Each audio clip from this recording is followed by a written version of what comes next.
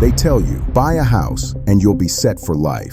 But what if that dream home is the reason you never get rich? What if the biggest asset you own is actually a liability in disguise? In this episode, we'll expose why many homeowners end up house poor instead of wealthy, and what the numbers really say about buying versus investing. Because sometimes, the thing you think makes you secure is quietly locking you into financial stagnation. People call homeownership the American dream, but when you buy a house with a 30-year mortgage, you don't own it. The bank does. The first 10 to 15 years of payments mostly go to interest, not equity. Add property tax, insurance, repairs, and maintenance. Bore. And your investment might cost more than renting plus investing the difference. Ownership feels safe because you can see it, but visibility doesn't equal profitability. Let's do the math. Say you buy a $400,000 house with a 10% down payment. You borrow $360,000 at 6% interest for 30 years. Your monthly mortgage is around $2,160. Total interest over the life of the loan? About $414,000. That's more than the price of the house itself.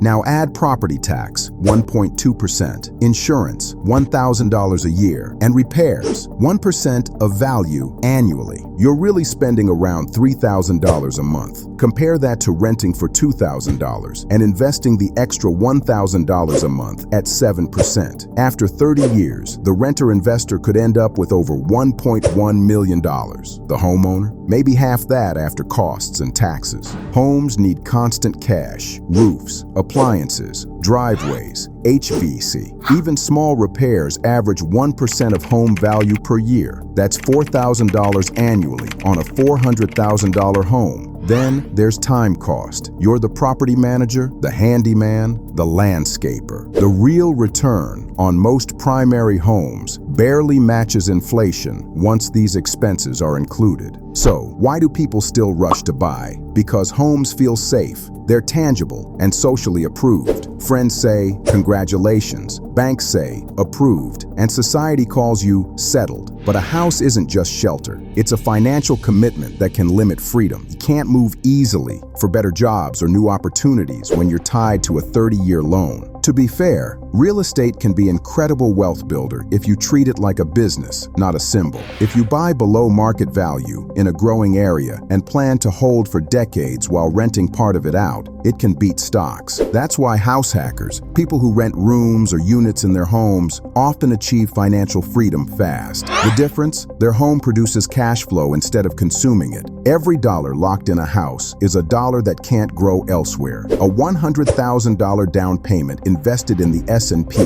530 years ago would be worth over $1.8 million today. That's why wealthy people treat homes as lifestyle choices, not investments. Their investments make money, so their homes can cost money. The middle class does the opposite. They tie up cash in a non-income asset and hope it appreciates faster than inflation. The answer isn't never buy a house. It's buy with strategy. Purchase a home you can afford on a 15-year mortgage. Put 20% down and invest the difference. Keep your housing costs under 30% of income so you can still build a portfolio that actually pays you. Your home can be a dream or a drain. The difference is whether it makes you money or costs you freedom. Build wealth first, then buy your dream home out of abundance, not obligation. Power players, listen carefully.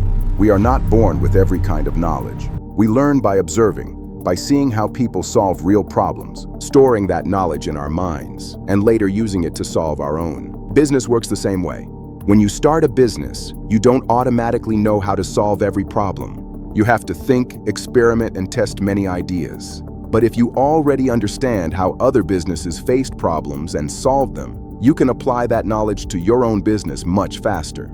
That's why I wrote the ebook 100 Real Business Problems and Solutions. In this book, you'll learn how real companies face difficult problems and the exact ways they solve them.